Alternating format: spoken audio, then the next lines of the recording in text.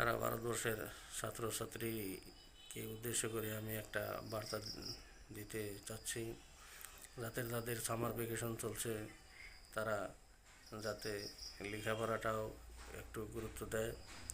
আর যাতে তারা এমন না হয় যে লেখাপড়াটা যাতে তারা ভুলে না।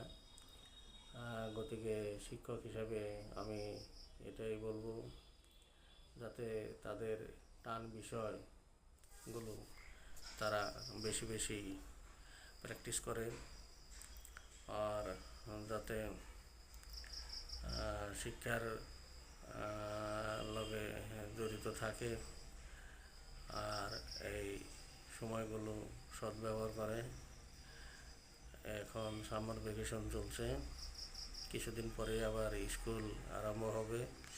গতিকে সমস্ত ছাত্রছাত্রীদেরকে, বিশেষ করে ছোট বড় সবাইকে আমি শিক্ষার লগে জড়িত থাকার জন্য আমি পরামর্শ দিচ্ছি।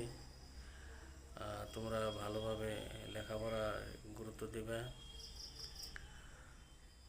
আর যেটা তোমার কঠিন বস্তু যেটা তোমরা সেটা বেশি বেশি প্র্যাকটিস করবা।